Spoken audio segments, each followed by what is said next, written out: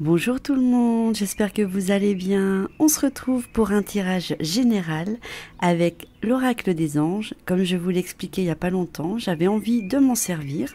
Donc je vais tirer 3 cartes. Parmi ces 3 cartes, vous pourrez en choisir une et je vous dirai ce qu'il en est. Je vous laisse découvrir celui-ci. À tout de suite.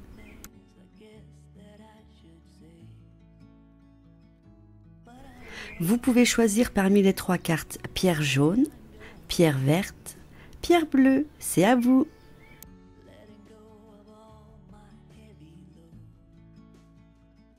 Allez, on découvre les cartes. La première carte est la 30, le réconfort avec la pierre jaune.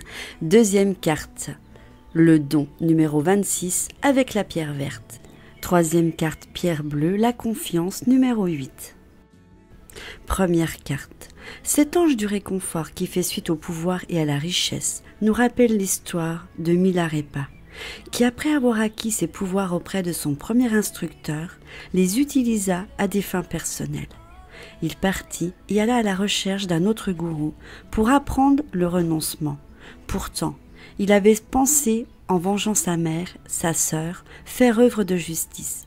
Mais il n'était pas assez avancé sur le sentier pour prendre conscience de ses crimes. Aussi, le réconfort fut très long à venir.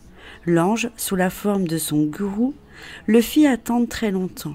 Il lui fit ensuite endurer une longue période de remords et de douleur, une très longue période, beaucoup plus longue que celui qui fut nécessaire pour acquérir ses pouvoirs.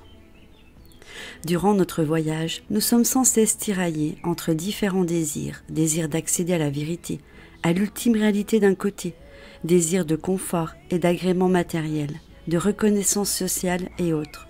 Pire encore, nous croyons souvent bien agir justement alors que nous commettons les pires méfaits au nom d'un jugement erroné. Sans amour, il n'y a pas de voie, car nous ne pouvons sauver sans que ce soit sauver tous les autres. Car tous les êtres sont indépendants. Tant que nous ne sommes pas dégagés des désirs de l'ego, nous ne pouvons espérer échapper aux périodes de tristesse. Nous sommes alors en permanence sur la roue du temps, à sa périphétie avec elle. Nous tournons sans cesse, montant et descendant alternativement, tandis que le sage se place au centre immobile. L'être arrive à cette étape.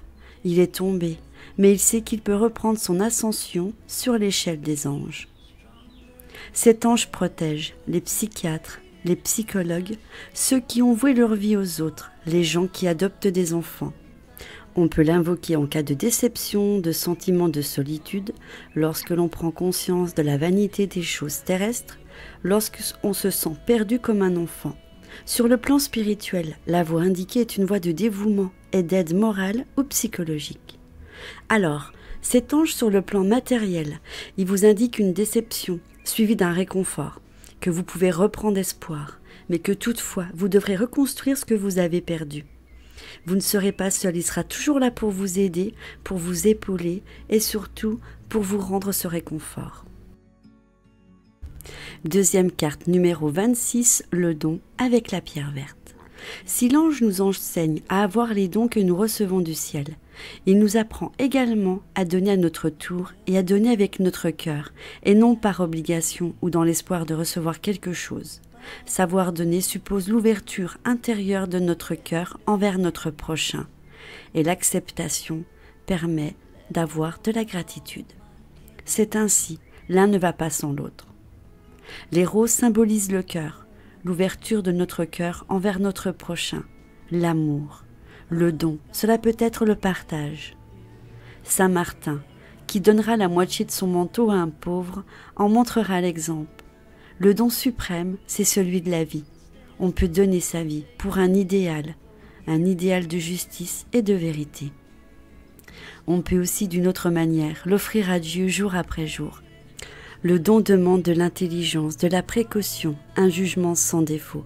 C'est pourquoi cette carte vient après le jugement et la méditation. Cet ange protège les gens généreux, ceux qui donnent sans compter à une œuvre ou à quelqu'un, les donateurs. On peut l'invoquer lorsque l'on a l'intention d'offrir quelque chose à quelqu'un ou de faire un don à une communauté à vocation spirituelle, lorsque nous recevons un don et que nous devons exprimer notre gratitude. Sur le plan spirituel, la voie indiquée par cet oracle est celle du don de soi, d'une divinité à son prochain. Sur le plan purement matériel, l'oracle est de bon augure, bien que cette carte favorise surtout le don intellectuel ou artistique du sujet. Cette carte annonce que vous êtes doué et que vous devez utiliser vos dons pour réussir socialement et pour assurer votre vie matérielle.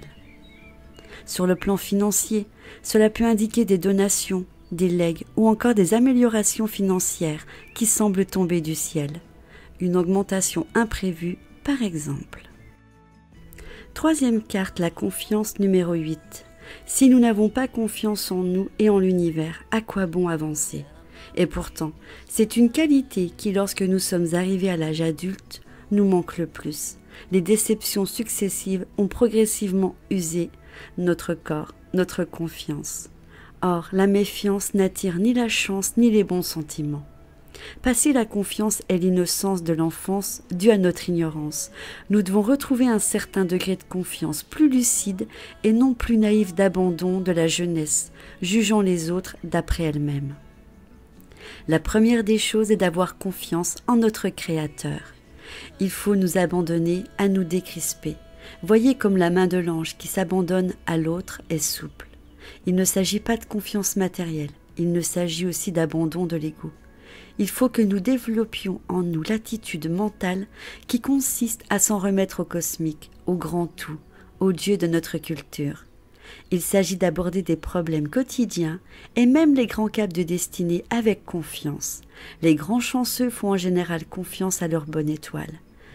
C'est ce qu'ils disent. En fait, c'est leur attitude positive envers la vie qui leur attire la réussite et le succès. Cet ange protège les psychothérapeutes, les guérisseurs, les guides spirituels, les initiateurs, les guides matériels. On peut l'invoquer lors de périodes de doute, lorsqu'on a l'impression qu'on ne sait plus trop où se diriger dans la vie, lorsqu'on cherche sa propre voie, son chemin, lors des périodes de désespoir. Sur le plan spirituel, cette carte vous indique que vous rencontrerez un guide ou un initiateur qui vous mettra sur le chemin qui vous convient. Pour le plan matériel, côté professionnel, cette carte elle indique que vous devez avoir confiance en vous, à vos employés si vous êtes supérieur hiérarchique, ou encore à vos collègues ou associés. Vous devez être méfiant, mais attention, être trop méfiant se retourne toujours contre vous.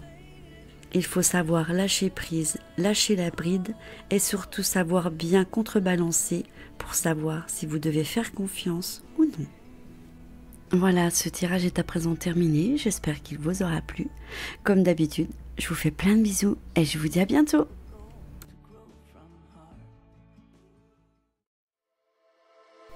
Vous aimez ma chaîne? Je vous invite à vous abonner, c'est gratuit.